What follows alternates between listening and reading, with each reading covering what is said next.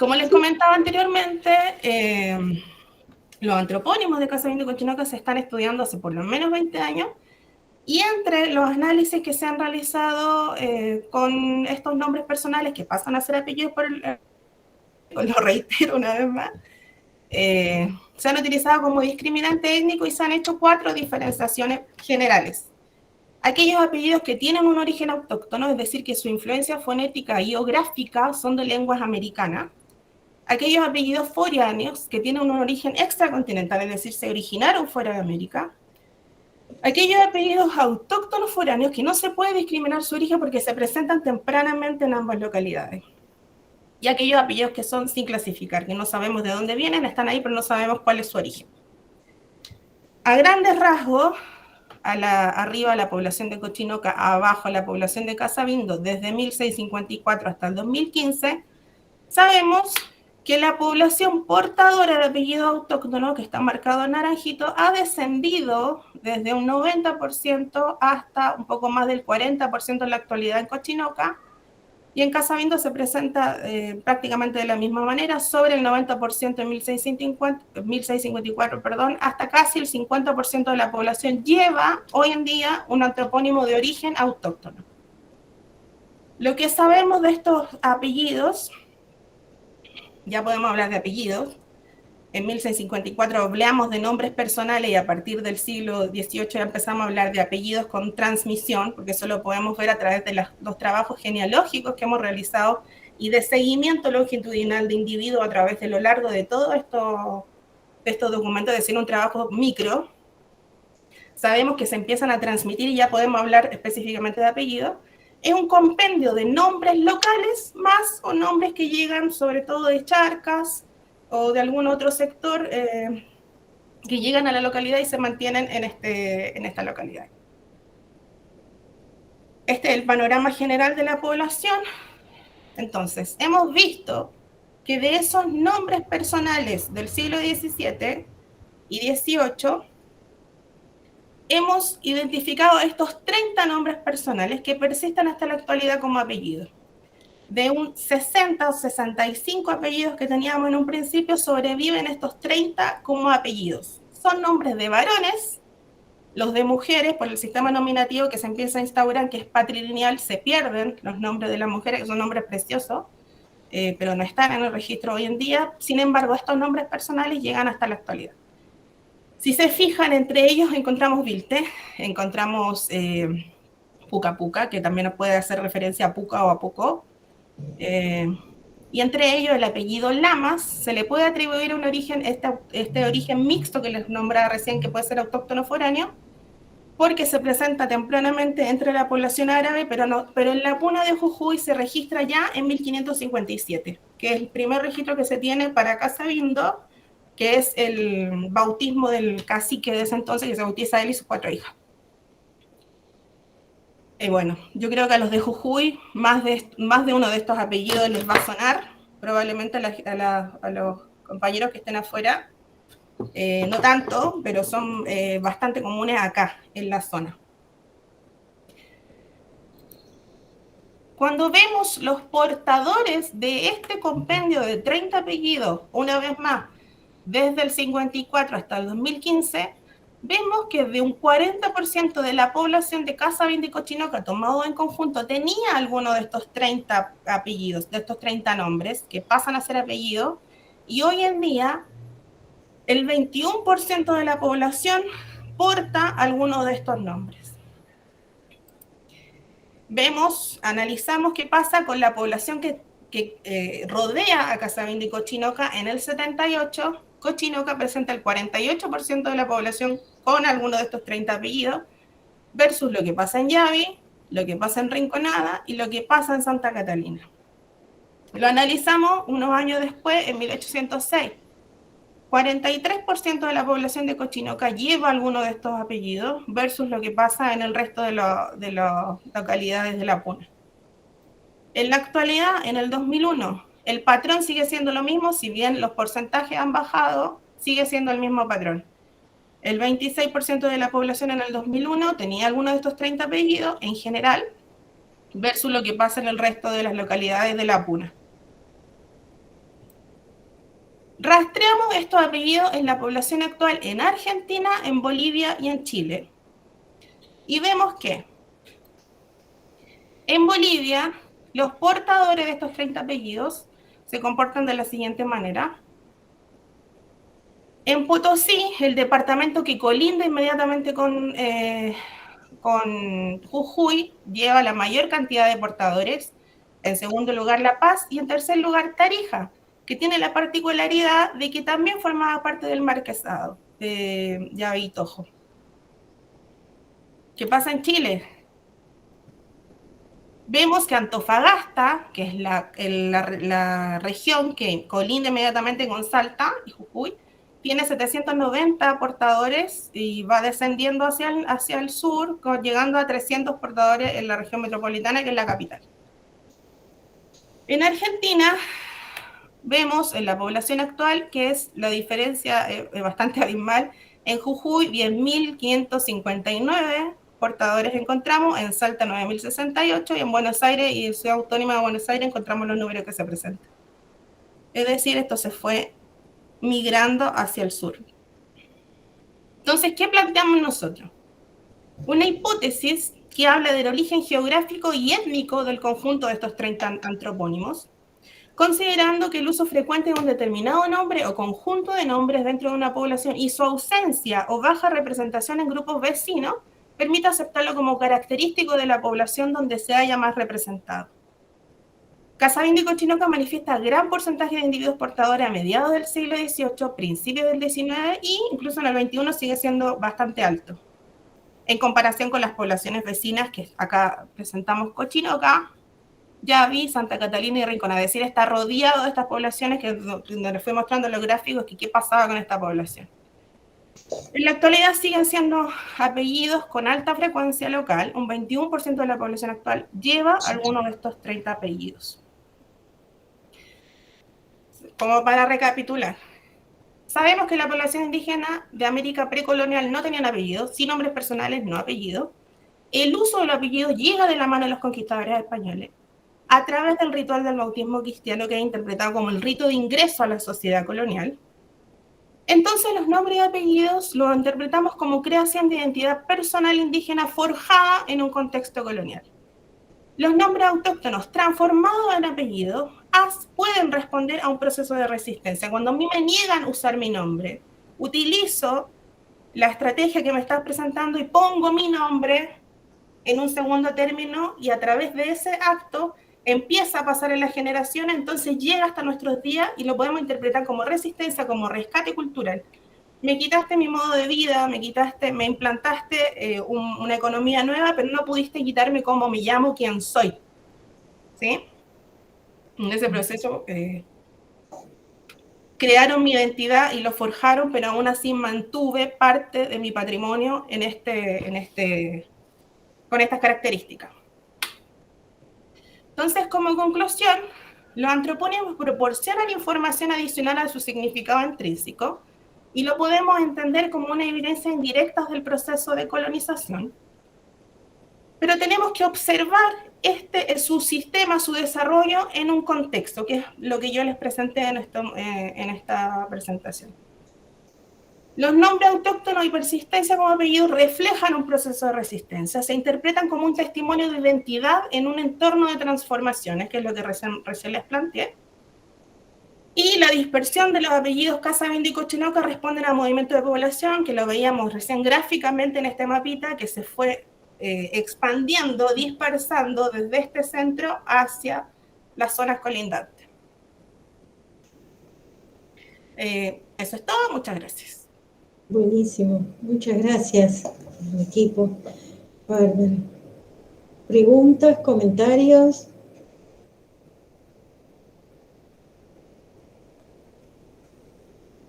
Dale, Marisol, Roxana.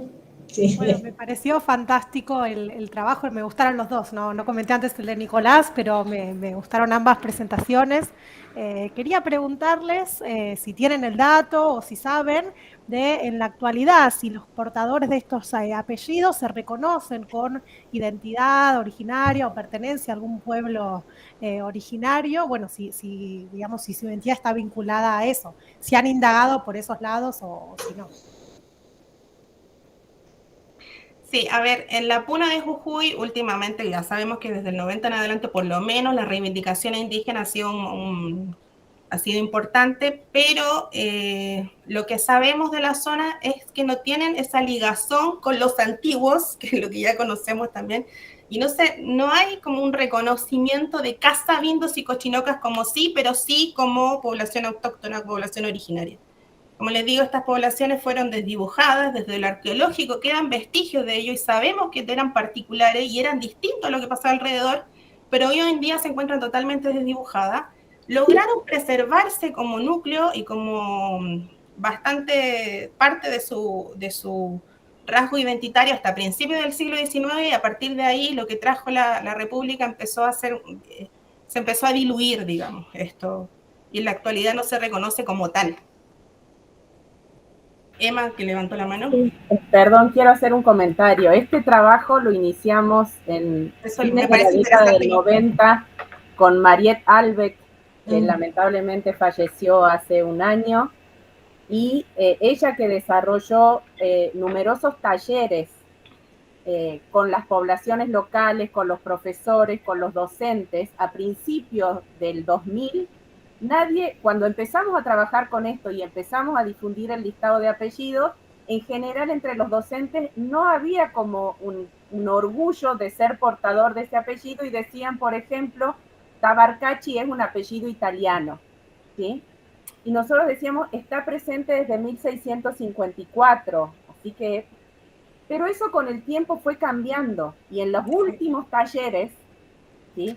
Ya con la edición del último libro, La Puna de Jujuy, más de 10.000 años de historia, ya había un reconocimiento y un orgullo de ser portador de alguno de estos apellidos que tenían una presencia de tanta profundidad temporal. Así que eso fue cambiando. Nosotros hemos ido avanzando en otros temas que por ahí no son afines a este simposio, como es la parte más biológica, y ver los portadores actuales de alguno de estos 30 apellidos, si tienen marcadores moleculares que se correspondan a una ancestría nativoamericana. ¿Sí? Bueno, eso quedará para el cuarto congreso tal vez, pero si quieren lo seguimos charlando aparte para no demorar a quien tenga que continuar en esto, pero hay una altísima correspondencia. Sí. Y la altísima correspondencia da entre individuos portadores de estos apellidos procedentes de la Puna de Jujuy. Así que sí, no solamente son buenos indicadores antroponímicos, sino hay un correlato biológico por atrás. Sí, hoy en día hablaba con unas personas de apellido Kipildor, que Kipildor sería como una de las líneas de Cacicazgo en Casabindo, y sentían orgulloso porque soy descendiente del cacique de Casabindo, pero no necesariamente me reflejo como un casabindo. No sé si me explico bien. Sí, sí, muy interesante. Muy interesante. Nicolás levantó la mano. Sí. Ah, sí, Marisol, te quería decir por lo que habías comentado recién. En Purmamarca hay muchos viltes, un apellido muy frecuente en Purmamarca, y hay un trabajo de Zanoli y Sica donde trabajan justamente la idea de que muchos de ellos se reconocen como descendientes con algún tipo de parentesco con Viltipoc, que tendría la misma raíz, digamos. Sí. Mucho más, no sé, pero bueno, está ese dato. Sí, la verdad que esto abre bastantes líneas de investigación como para ir rastreando y pesquisando, pero resulta interesante que nosotros vemos esta particularidad con esta población. Y entre ellos nos aparece el apellido Vilte como solo y también como compuesto, ¿no? Viltipoc, no me acuerdo ahora algunos nombres compuestos, pero aparece no solo, sino que también junto a otros nombres personales. Es lamentable que los nombres de las mujeres han desaparecido. Hay nombres hermosos, Ucay, Nalai, Zulapa, son nombres bellos que hoy en día lamentablemente se perdieron. Bueno, bueno. Sí, Roxana, sí, cuando quieras. El micrófono está abierto, así que... No, simplemente, bueno, felicitarlas por el trabajo. Siempre Casabindo y Cochinocas son casos maravillosos, casos testigos y que nos permiten pensar un montón de situaciones y establecer un montón de relaciones. Son muy inspiradores los trabajos de ustedes. Bueno, Emma ya lo dijo, yo simplemente quería recordar a Mariette, ¿no? Cuyos trabajos, junto con los de Emma también, han construido toda una trayectoria de investigación sobre estos casos. Y mi pregunta de ignorante absoluta es si ustedes han pensado la hipótesis de la filiación lingüística, ¿no? Del idioma que hablaban Casavintos y Cochinoca, porque no son esto, no son aquello, no son lo demás allá, ¿y qué hablaban? Sí, eso lo hemos hablado. De hecho, algunos cursos con Serrón Palomino estuve hablando y me decían, no, esto no es puquina, esto no es aymara, esto no es quechua, no sé qué es, pero no es esto. María también, que era una gran conocedora de la puna, podríamos hablar horas y horas de distintas cosas con ella, entre ellos lo que más amaba ella era la puna, y conocía la puna como la palma de su mano, recorriéndolo a pie. Conocía los topónimos de todos los lugares, esto me suena a esto, este apellido me suena a esto, y empezó esta hilación de datos y se formó esta línea investigativa que continúa hasta nuestros días, y que fue gracias a su conocimiento empírico más todo el compendio de conocimiento académico. En el año 2001 nos visitó el doctor Serrón Palomino y Mariette lo llevó a recorrer, y de ahí surgió esto de no es puquina, no es quechua, no es no, pero ¿qué es? Bueno, sí, nos falta la patita del lingüista acá, lingüista. Claro, es nuestra gran falta, nuestra gran carencia, y no solamente con las cuestiones históricas, etnohistóricas, sino con los apellidos actuales. En esta clasificación es nuestra gran carencia la falta de un lingüista, de una lingüista en el equipo que pueda aportar desde todo el conocimiento. No hemos podido todavía cubrir esa falta, así que bueno, es un desafío y una invitación para quien esté interesado a incorporarse con este tipo de análisis, pero efectivamente es lo que nos está faltando. Bueno, sí, demuestra la relevancia de los estudios integrados interdisciplinarios, eso me parece fantástico lo que están mostrando. Sí, yo me quedé con ganas de saber un poquito más, Emma, lo que ibas a señalar de la correlación del análisis. ¿Podrías simplemente un título así muy breve de qué se trata, cómo están confrontando? Bien, les cuento un poquito. A partir de la selección, esta es una idea que tuvimos con Mariette en el año 99 y todo el mundo nos dijo, no van a pescar nada, ustedes están arriesgando una cosa, porque hacía un año que estábamos trabajando con estos apellidos. Y bueno, recién hace relativamente poco tiempo, porque empezamos creo que en el año 2015, en el año 2010 empezamos con el muestreo, primero contactando a gente conocida, que fuera varones, porque estamos haciendo rastreo de linajes del cromosoma Y y del apellido. ¿Sí? A pesar de que el apellido se puede transmitir por línea materna, en ese momento era la asociación más simple que teníamos. Entonces empezamos a invitar a conocidos que llevaran alguno de los apellidos de este listado, que resultaba más fácil explicarles cuál era nuestra hipótesis, ¿sí? Y empezamos tímidamente a buscar al compadre de Mariette, al esposo de alguna arqueóloga, al que trabajaba aquí, bueno, y se entusiasmaron mucho, eran muy poquitos, pero empezamos a encontrar asociaciones. Entonces hace unos 4 años hicimos una convocatoria abierta a quienes portaran alguno de esos apellidos y estuvieran interesados en conocer el origen continental de su cromosoma Y. No hicimos nada más que eso y separamos en origen americano y origen extraamericano. Bueno, y ahí empezamos a corroborar un poquito esto de cromosoma Y americano, apellido autóctono, van las dos líneas juntas. Pero tenemos cromosoma Y americano y apellido foráneo o apellido cromosoma Y extraamericano y apellido autóctono, y ahí vemos una transmisión de la madre, ¿sí? Conociendo el mecanismo de mestizaje que fue colonizador con mujer autóctona, no era extraño ver un cromosoma Y foráneo y un apellido autóctono.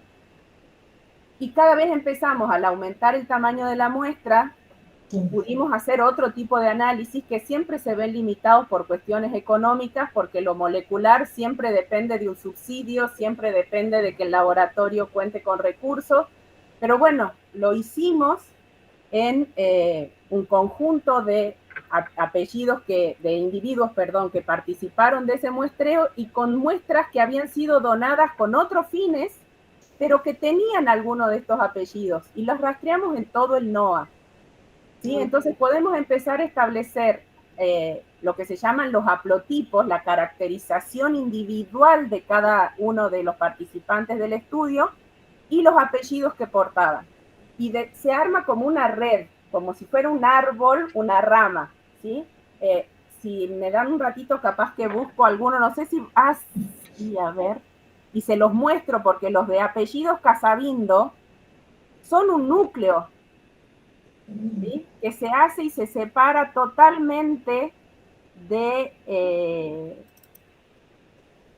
a ver. Sí. Voy a buscar la figurita solo para mostrárselas y hacer propaganda. Y entusiasmar a un lingüista. A un lingüista o a cualquiera que se quiera involucrar. Sí. Pero está bien, está bien. No, además, mientras tanto, es muy interesante la posibilidad de ampliar las fuentes de información. Bárbaro, sí, estamos bien. Bueno, ahí, esta es la red, no importa, cada puntito es una persona, ¿sí? Cuando nosotros vemos, podemos identificar de los nativos americanos, hay 122 individuos, la mayoría son de Jujuy, la mayoría llevan apellidos que corresponden a la península ibérica. Sin embargo, de esos 122, el 32% lleva un apellido autóctono, ¿sí? Y de estos que no estaban emparentados, hay 3 individuos que coinciden en su linaje genético y en su apellido, ¿sí? Entonces nosotros vemos, esto que está ahí señalado es lo que vamos a ver en esta que les quiero, bueno. Perdón, pensé que esto, ¿sí? Es el centro de esa red donde podemos ver que hay, cada rayita de estas es una mutación, es decir, un cambio. Y nosotros tenemos de esos, la gran mayoría que está en el centro de esa red son de Jujuy, ¿sí? Y dentro de esa red podemos encontrar, por ejemplo, Vilte, podemos encontrar, por ejemplo, Sarapura, Alancay, Lamas, que son gran parte de los apellidos que nosotros tenemos acá. ¿Sí? Entonces, en esa red más pequeñita, podemos ver que la mayoría son de apellidos autóctonos y la mayoría de los que integran esa red corresponden a la provincia de Jujuy. Y también podemos ver esto que yo les decía, tener un haplotipo, un cromosoma Y nativo americano, pero tener, por ejemplo, un apellido italiano. ¿Sí? Entonces, ahí es donde uno empieza a ver las transmisiones irregulares de los apellidos. ¿Sí? Entonces, esto es lo que nosotros estamos viendo, cuáles son las particularidades genéticas y qué apellidos llevan las personas que muestran esas particularidades. A veces tenemos una alta correspondencia y a veces empezamos a ver que cuanto más nos alejamos de ese centro, más diferencias hay. Y ahora tenemos todavía procesando muestras y quizás tal vez sea la beca postdoctoral al menos el plan de beca postdoctoral de Daniela vaya por ese lado. Bueno, buenísimo. No, la verdad, muy interesante, buenísimo, así un aporte muy bueno. Sobre todo es más inesperado y creo que nos abre también pensar las cosas de otra manera. Así que muchísimas gracias por su presentación. Gracias a ustedes, porque siempre nos miran raro, digamos, cuando aparecemos con estas cosas y creo que cada vez como mencionaron también, se va haciendo un espacio y se empieza a pensar en evidencias poco convencionales para ver procesos que se han estudiado desde otras aristas, ¿no? Claro.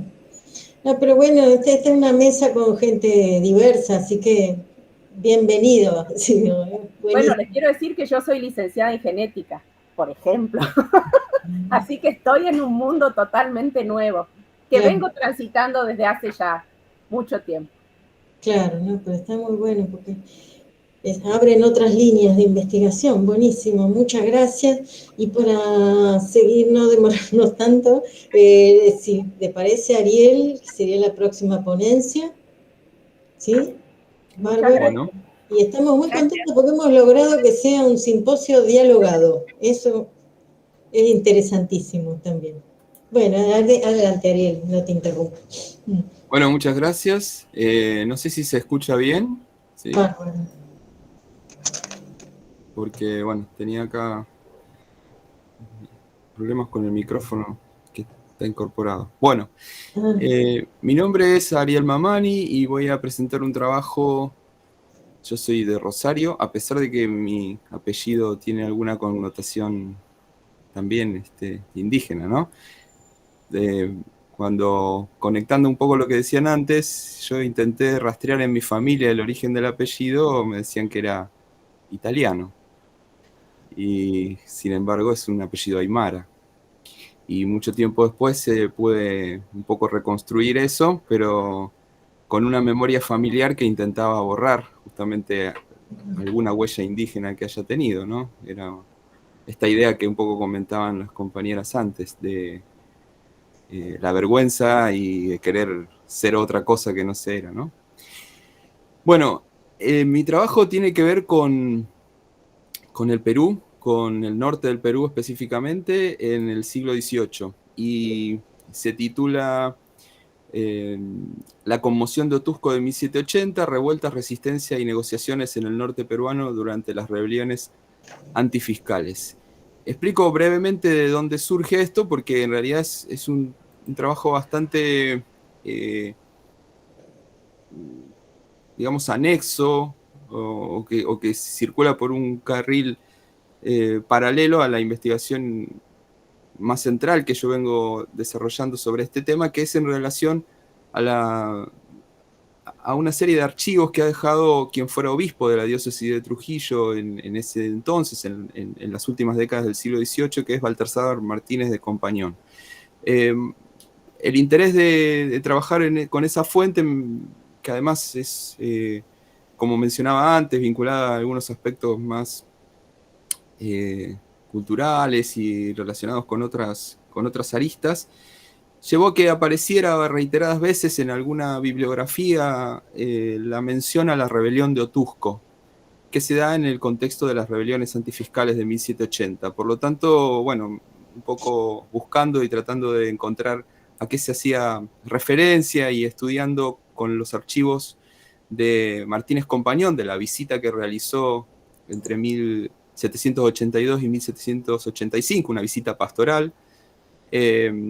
Bueno, me dediqué un poco a reconstruir. Esta reconstrucción tiene, digamos, algunos elementos que todavía están muy, muy verdes, para decirlo de alguna manera coloquial, porque, bueno, se aparecen algunas voces, pero hay otras, en especial la de la agencia indígena, que, bueno, están un poco más veladas y son más difíciles de poder rastrear. Pero al menos aparece como hipótesis fuerte 2 o 3 elementos que a mí me interesa destacar. El primero de ellos es que, un poco en contraposición a lo que la historiografía ha marcado, en el norte peruano también hubo movimientos, hubo rebeliones, hubo,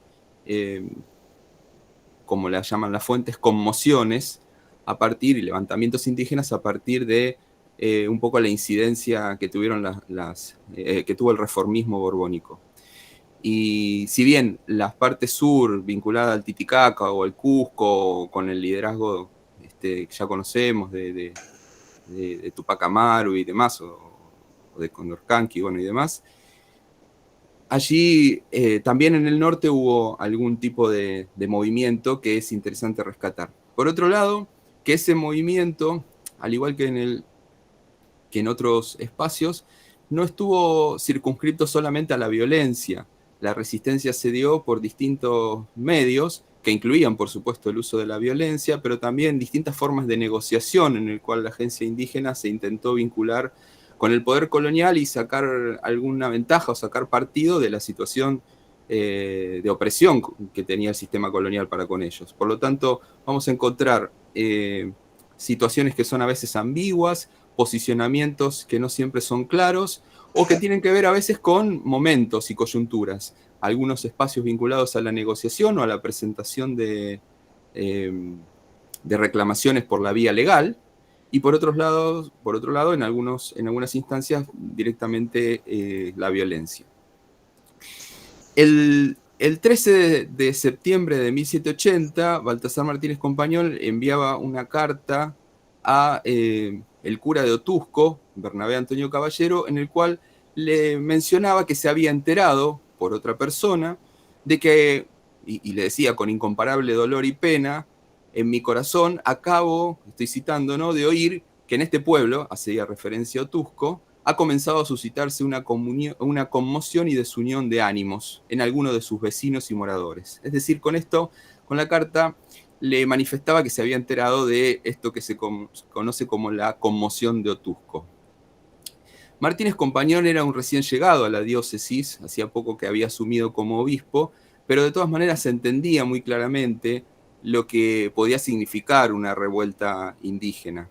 Lo que había pasado es que el 10 de septiembre de 1780 un grupo de personas, aparentemente indígenas, o en algunos casos podían autopercibirse como mestizos, agredieron a los alcaldes cobradores, amenazaron a la autoridad local, al curaca gobernador de indios, que se llamaba Tomás Fernández de Condor Quispe.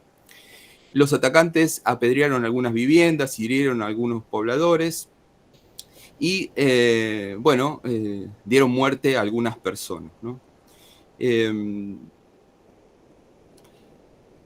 Este acontecimiento se produce justamente en un momento coyuntural muy complejo, tenía una serie de particularidades. En ese entonces estaba la presencia del visitador general, José Antonio de Areche, en el Virreinato del Perú. Por lo tanto, el reformismo borbónico estaba impactando con alguna serie de medidas, ¿no? Lo que quiere marcar claramente Martínez Compañón, es decir, el obispo, vamos a ver que es muy en contraposición de lo que el análisis de su figura a veces marca, es controlar la revuelta indígena de cualquier forma que sea posible, ya sea a través de la violencia si fuera necesario. Para eso empieza a cartearse con el virrey, o en todo caso tratando de aleccionar o de poner en circulación una serie de preceptos vinculados a lo religioso que para él contaban con el auxilio de los vicarios o curas de los pueblos, en el cual tratara de convencer a los indígenas de lo necesario de pagar los tributos, ¿no?, de entender la relación colonial como algo justo y de que era voluntad de Dios que los indígenas no se rebelaran ante esta situación, ante esta nueva situación fiscal. Hay un elemento interesante que marcar, es que entre 1730 y 1780, Scarlett O'Phelan marcó que hay alrededor de 30 sublevaciones en el norte del virreinato peruano. Es decir, que no estamos en un escenario donde esto era absolutamente nuevo, sino que hay una situación levantisca de toda la población, evidentemente llevada por la opresión colonial que estaban teniendo. Es decir, que hay una resistencia que podemos datar o que podemos constatar en varias décadas anteriores. No es un caso aislado, eso es lo que quiero marcar. O'Phelan hace una caracterización que a mí me parece interesante en un principio. Esta clasificación de las revueltas o las rebeliones en el norte peruano, la historiadora las posiciona en 4 clases o en 4 tipos. Rebeliones que serían agrarias, rebeliones que serían antifiscales, rebeliones que serían de carácter anticlerical y unas que denomina por crisis de la estructura de mediación. Si bien esta clasificación puede resultar operativa en un principio, es decir, nos permite catalogar e identificar algunos aspectos o diferenciar las distintas revueltas. Un acercamiento preciso a cada uno de estos episodios nos demuestra que en realidad rara vez vamos a encontrarnos con la presencia de un levantamiento indígena con una única característica, es decir, que pueda ser ubicada en una sola de estas clasificaciones. Una revuelta con aparente connotaciones fiscales podía devenir en reclamos que tenían que ver con el abuso de los hacendados, poner en juego la figura de las autoridades indígenas, es decir, aquello que Ophilan denomina la mediación, o un levantamiento anticlerical podía también tener rasgos vinculados con la fiscalidad, políticos, encubrir disputas regionales y demás. Esta revuelta de Otusco, como mencioné, comenzó en la noche del 10 de septiembre de 1780 y en los incidentes participó parte de la población. No queda muy en claro si la población era exclusivamente de Otusco o había algunos elementos foráneos. Lo que sí, como dijimos, se atacó a los alcaldes cobradores, por lo tanto la podríamos catalogar en un principio de antifiscal. Quisieron cortarles las manos del escribiente que llevaba los padrones poblacionales.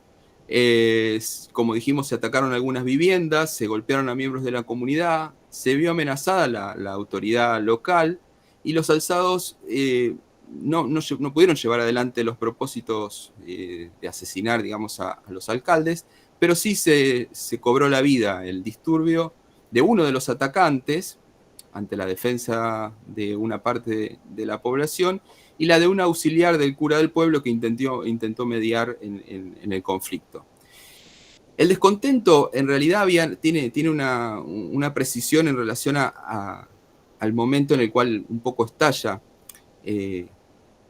entre la población, que es la visita de Antonio Martínez, es decir, uno de los funcionarios que había arribado con Areche, quien realiza un nuevo registro censal en el cual incluye a una parte de la población en la categoría de indios, por lo tanto transformándolo ahora en tributarios, mientras que anteriormente no aparecían allí, ¿no? De esta manera, entonces, entendemos que podría ser en un principio un alzamiento antifiscal.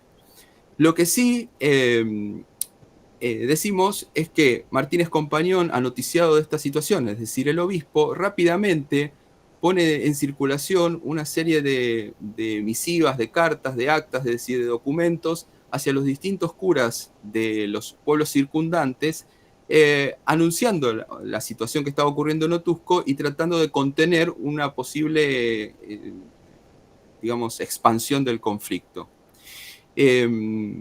Aquí podemos notar cómo hay una interrelación entre el poder eclesiástico y el poder político o el poder civil, en relación a tratar de contener cualquier tipo de conato, de rebelión o de disturbio que tuviese como protagonista a los grupos indígenas, ¿no? Mayoritariamente la población, en un 90%, dentro del obispado de Trujillo, correspondía a la categoría que podríamos mencionar como de indígenas o de castas, es decir, era muy pequeña la población blanca e incluso había alguna población negra, pero bueno, que estaba más vinculada en la costa.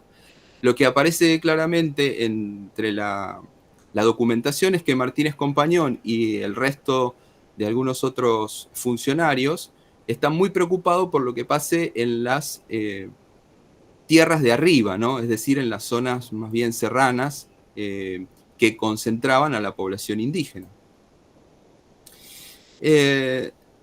Como decía, Martínez Compañón realiza una carta pastoral en la cual despliega una serie de argumentos en donde plantea que la condición misma de vasallaje que poseían los indígenas implicaba necesariamente el conocimiento de las obligaciones y la total sumisión a las disposiciones de la corona. Entonces, esa obediencia se evidenciaba en el cumplimiento del pago de los tributos, y eso intentaba Compañón que los vicarios y los curas de los distintos pueblos pudiesen llevar. Hay que decir que además de esta carta pastoral, que tenía que ser leída públicamente desde el púlpito por los religiosos, también contenía una serie de disposiciones que Martínez Compañón se encargó de mencionar que eran secretas. Eso tenía que ver con que había propiciaba que los sacerdotes, los vicarios, dispusieran de que personas se insertaran en los núcleos de sociabilidad indígena de manera secreta, tratando de realizar algunas tareas de espionaje o de inteligencia, tratando de desactivar cualquier posible reunión o cualquier posible discusión en torno a esta situación, ¿no? A esta conmoción. Lo que también aparece aquí es cierto enfrentamiento, no me voy a detener en eso, pero sí cierto enfrentamiento o resquemor entre los propios religiosos. Es decir, esa primera carta de la que yo hice mención, el obispo Martínez Compañón está un poco ofendido con Caballero porque se ha enterado por otra vía de la rebelión. Y esto lo que está evidenciando entonces es que o no le tenía confianza a los distintos religiosos de la diócesis, o bien todavía creía que su autoridad no tenía el poder o el peso que él creía necesario. Hay que entender que representaría más bien la figura de Martínez Compañón un poco la avanzada de ese reformismo, entendiéndose él como un personaje que tenía que actuar o participar activamente de la vida política y no simplemente dedicarse a cuestiones vinculadas con lo que tuviese que ver con el mundo solamente pastoral, ¿no? Lo que sí le dejaba en claro Caballero era que creía muy poco probable que se pudiese cumplir con el nuevo patrón de tributación, porque dejaba en claro que la belicosidad de los grupos indígenas de la provincia iban a ser muy difícil que se pudiera cobrar este ramo de la Real Hacienda a partir de este nuevo padrón tributario. Como para ir avanzando un poquito, para no serlo tan pesado, tan denso, porque bueno, esto tiene como muchas idas y vueltas a raíz del análisis de esta correspondencia que maneja Martínez Compañón con distintos sectores. Lo que sí queda claro también es que se miraba con bastante intensidad lo que estaba ocurriendo en otras zonas. Si bien el gran levantamiento de 1780 va a comenzar en noviembre, es decir, esto sería anterior, desde hacía varios meses que venían suscitándose, por supuesto, en todo el virreinato peruano, distintos actos que hacían pensar en que el clima estaba muy caldeado y que por lo tanto era necesario tener controlada la población indígena. Esto parece entenderlo claramente Martínez Compañón, quien entonces despliega una serie de correspondencias con hacendados, con personas vinculadas al estanco de tabaco, con, por supuesto, como dije, los vicarios y los curas de los pueblos, con el propio virrey, con distintas autoridades, casi siempre tratando de recibir información de qué estaba pasando en ese mundo indígena en los distintos pueblos, ¿no? Lo que sí aparece es que para mediados de octubre los distintos vicarios le envían algún tipo de comunicación manifestándole que en sus pueblos se encuentra tranquilo el ambiente. Sin embargo, sobre fines y mediados de ese mes de octubre vuelven a aparecer agitadores en algunos de estos pueblos, principalmente en Otuzco, con lo cual nos está dando un indicio de que la situación no estaba calma del todo. Allí también aparece claramente en la correspondencia la relación con Tomás Fernández de Condorquispe, que era la autoridad indígena, ¿no? El curaca, que se encuentra también asediado un poco por esta situación. Él le escribe, que eso no lo he podido encontrar todavía al dato, le escribe diciéndole que se está reponiendo de unas heridas, de una situación de salud, que aparentemente son heridas y no puedo determinar si fue atacado esa misma noche o en algún momento posterior. Con lo cual esto nos estaría demostrando que también, además de una situación vinculada con lo antifiscal, había algún problema con lo que O'Phelan menciona como la estructura de mediación, es decir, con estas autoridades que, si bien emergían del mundo indígena, estaban muy insertas en sus vínculos coloniales con la propia autoridad hispánica, ¿no? Lo que sí queda también claro es que Martínez Compañón le solicita a Condorquispe que se active una vía legal para la reclamación. Y esto se pone en práctica en donde, bueno, mucha gente se presenta para hacer su reclamación, incluso mucha más gente de la que supuestamente se había levantado o alzado, con lo cual nos demuestra de que los descontentos serían muchos más. Algunos optaron por una acción violenta, otros decidieron esta vía de reclamación. O en todo caso, esa línea que separa a quienes habían optado en un principio por la acción violenta y quienes presentan la reclamación no está clara. Podemos inferir de que podrían ser hasta las mismas personas. Quienes presentan estas acciones violentas en un principio son claramente marcados por Caballero, por el cura de Otusco, que eran personas que él no había podido identificar porque se encontraban con la cara tapada. Sí deja en claro, esto es un poco gracioso, de que no son del pueblo, es decir, él dice que sabe que no son del pueblo, pero al tener la cara tapada tampoco sabe quiénes son, por lo tanto podríamos inferir de que se han cubierto los rostros porque podrían ser del pueblo o gente cercana, es decir, que se conocían. Entonces, se activan estas dos formas, en la cual demostraría que los acontecimientos violentos fueron protagonizados por un grupo de personas, pero el descontento social no era menor. Y muchos eran los que se sentían perjudicados.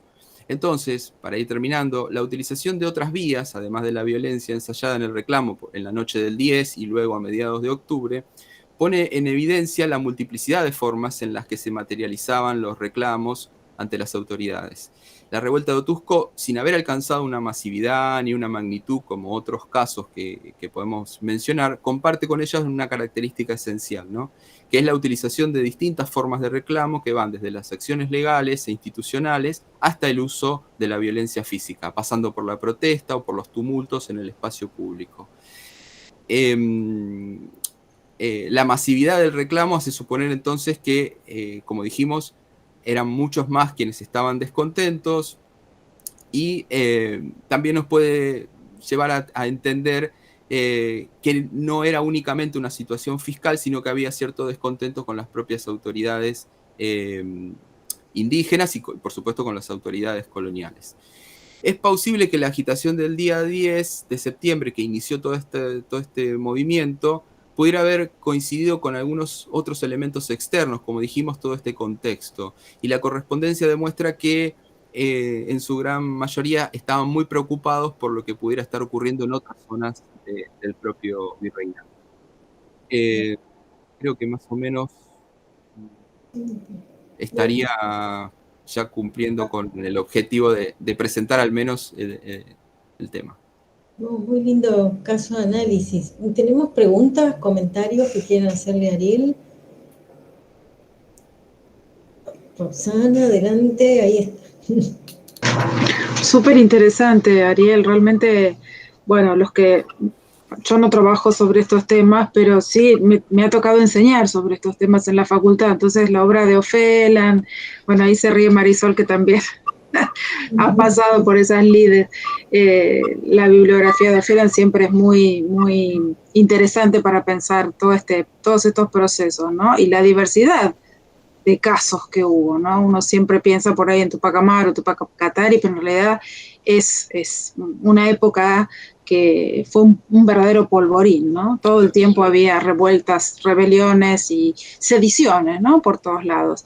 Mi pregunta es simplemente por una curiosidad, si vos rastreaste o pensás en buscar algún tipo de relación con los procesos rebeldes que se dieron en Ecuador. Viste que Ofelan también trabajó esa bibliografía o esos procesos, y me quedaba pensando por la proximidad, ¿no? O sea, Trujillo, que está relativamente cerca del Ecuador, ¿no? Mucho más que del Cusco, por ahí, si había algún tipo de relación, ¿no? Con las revueltas que tuvieron por ahí lugar en la década del 60 y mismo del 70 en Ecuador. Pero sí, por simple curiosidad pregunto, ¿sí? Sí, está claro eso. Había una cercanía, una relación con toda esa otra zona. Inclusive, como mencionás, mucho más que a veces con el Cusco o con zonas más lejanas como podía ser la cuenca del Titicaca, ¿no? En toda esa zona. Porque Trujillo, además, vastas zonas de la diócesis estaban aisladas durante gran parte del año, eran zonas muy inaccesibles, muy difíciles de llegar, y por lo tanto no aparecía tan claro la vinculación con el resto del virreinato del Perú. Pero yo no encontré pero eso no quiere decir que no exista, ¿no? Pero yo no encontré en los documentos una mención explícita a otros procesos de levantamientos o de rebeliones vinculadas con la zona de Ecuador, de Quito, no aparecen. Sí, lo que van apareciendo a lo largo de este conflicto, porque en realidad yo estoy trabajando, ahora mencioné por una cuestión de tiempo y de espacios, entonces lo que serían los inicios. Estoy avanzando un poco más en el desarrollo porque reiteradas veces se dice está todo pacificado y luego vuelven a aparecer estos conatos y hechos violentos y demás. A medida que va pasando el tiempo empieza a aparecer la mención de Tupac Amaru o la mención de lo que está pasando en Cusco. Eso sí aparece claramente, ¿no? Se empieza a decir que están preocupados por lo que está pasando en el Cusco, de que ese tal Tupac Amaru no tendría ninguna incidencia. En algunos otros momentos se dice puede tener alguna, con estos términos, ¿no? Puede tener alguna inteligencia entre nuestros pueblos, es decir, como que tendría algún enviado, pero no menciones de otros espacios. Lo que sí está claro es que esta particularidad de ese espacio tan grande, con tantas dificultades para su control y que en muchos casos estaba aislado, hacía que Martínez Compañón, el obispo, intentara tratar de ubicar a los vicarios y a los curas de estos pueblos como agentes, digamos, que mantuviesen el orden. Quizás marcando algo que yo no mencioné recién, de que finalmente el sector eclesiástico apareció en este caso particular como mucho más efectivo que el sector civil o político, ¿no? Que quizás se reconcentró más en lo que estaba pasando en el Cusco y las acciones se vincularon hacia ese lugar, pero que en este caso la respuesta es un poco más tardía y la que aparece muy rápidamente es la del propio obispo. Yo quiero mencionar acá una cosa que a mí me parece, para mí es importante, pero quizá para ustedes no, que es que el estudio de este caso surge principalmente porque en algunos textos muy viejos, porque no hay muchos trabajos específicamente sobre Martínez Compañón, pero en muchos textos él aparece como un obispo ilustrado con con una mirada bastante benévola hacia el mundo indígena, e incluso, por una confusión que tiene que ver con eso que yo mencioné antes, con la figura del Tupamaro, con simpatías hacia el movimiento revolucionario, hacia la revuelta, así lo llaman, ¿no? En algunos casos, hacia la rebelión indígena. Bueno, eso me inspiró a trabajar y lo que pude constatar es todo lo contrario a esas miradas, es decir, que lo que hizo fue poner a disposición los elementos que tenía como autoridad de la diócesis para contener todo tipo de rebelión o de movilización indígena. Y no hay ninguna mirada que yo pueda encontrar en los documentos de congraciarse con este movimiento o de tener una mirada benévola, y mucho menos de reivindicar la figura del Tupac Amaru. Por eso aparece claramente entre sus documentos unas canciones con pentagramas y letra que se refieren al Tupamaro de Cajamarca, pero bueno, la hipótesis mía es que en realidad está recopilando algo que además hace referencia a otro personaje y no sería el Tupac Amaru de las rebeliones de 1780-81, ¿no? Pero me parecía también interesante marcarlo porque yo me fui encontrando que la primera posición que tenía o la primera idea que tenía sobre esto fue mutando completamente y se transforma en un agente claro de la represión. Por ahí no de una represión violenta porque no tenía tropas que manejar, pero sí haciendo estas tareas de inteligencia, infiltrando gente, mandando disposiciones secretas, presentando una carta pastoral en la cual le dice: ustedes son vasallos y como tal deben pagar la tributación y demás. Así que bueno, es lo que estoy trabajando hasta acá. Hay algunos elementos, algunos puntos oscuros que todavía no sé si alguna vez lo podré encontrar, pero bueno, es lo que tenemos hasta el momento. Una cosa muy breve, me parecía interesantísimo que cuando mandaste el resumen extenso de 10 páginas, que aparecían datos muy interesantes sobre las formas de la resistencia ¿no? O directamente en qué había consistido esa conmoción, que ya de hecho creo que la palabra es interesantísima como para problematizar. Más allá de las tipologías que puedan armar los investigadores, es cómo las propias autoridades coloniales clasifican a los movimientos, ¿no? Conmoción, revuelta, es un vocabulario que me parece que es significativo.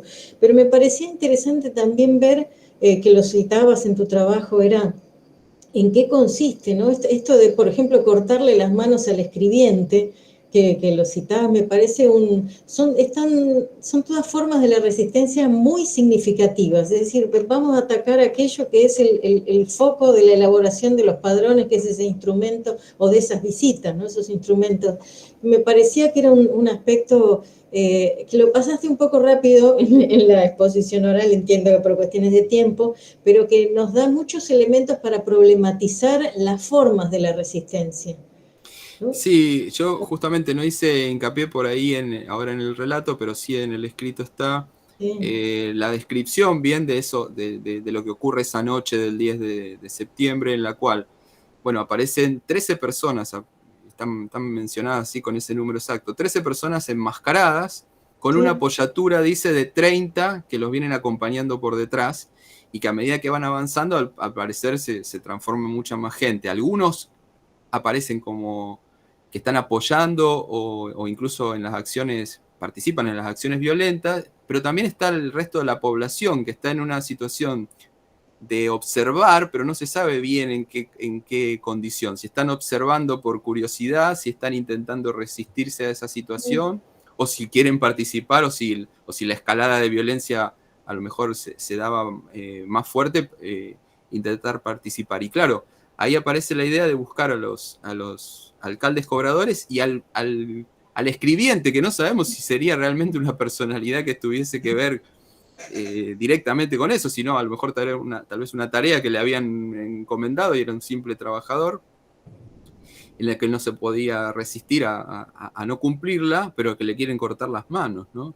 Y allí también se menciona los palos, los rejones, que son, digamos, una especie de picas larguísimas con las cuales se supone que también atacaron.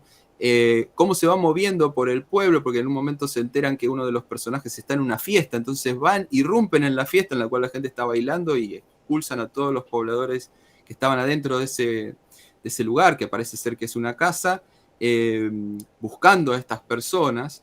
Y claro, ahí es, digamos, como el momento del estallido, pero que en los Andes son situaciones que no son extrañas, digamos. Cada tanto hay algún movimiento, alguna cosa que genera esas situaciones y que no son extrañas, pero que aquí aparece con mucho detalle y que no quiere decir, por otro lado, a mí me parece muy interesante, pero es muy difícil para mí poder encontrar la información, la fuente, poder determinar si son realmente pobladores o no, porque es muy sintomático esto de que tienen el rostro cubierto, pero al mismo tiempo el cura Caballero dice que está seguro que no son del pueblo. Allí yo bosquejo muy rápidamente quizás la interpretación de que el propio cura tiene que tener cuidado con la información que maneja y la que le brinda al obispo. ¿Esto qué quiere decir? Él está viviendo allí y si identifica tal vez a la gente, tal vez él los conoce y los puede identificar, pero si los identifica, él tiene que seguir conviviendo con esa gente al otro día. El obispo está en otro lado, está en la sede obispal de Trujillo y se conecta a partir de esta situación de correspondencia o enviando delegados, pero no está in situ. Entonces ahí yo también marco cómo las reformas borbónicas y todos estos cambios que quiere imponer el orden colonial son llevados a cabo por una serie de funcionarios, pero hay un sector más, digamos, más bajo de funcionarios, ya sea eclesiásticos o civiles, que son los que se tienen que enfrentar día a día a esas comunidades y a imponer estas medidas. Y muchas veces, como le podía pasar al escribiente, que a lo mejor no tenía nada que ver y le quisieron cortar las manos, o el propio cura Caballero, que tenía que luego darle la misa o tener que tratar de contener a esta población, y al mismo tiempo el obispo le pedía que los identifique si sabían cuáles eran, ¿no? Entonces hay ese juego ahí en donde uno no sabe hasta qué punto están diciéndose las verdades, pero también porque es entendible la situación que vivían y cómo resguardarse ante situaciones que se entendía que se ponían muy violentas, ¿no? Bueno. ¿Tenemos más preguntas que le quieran hacer a Ariel? Bueno, muchas gracias, de la verdad. Yo quería consultarles por el tema del horario, si quieren que hagamos un breve descanso de media hora y después seguimos con las 2 ponencias que nos restan del día de hoy, ¿sí?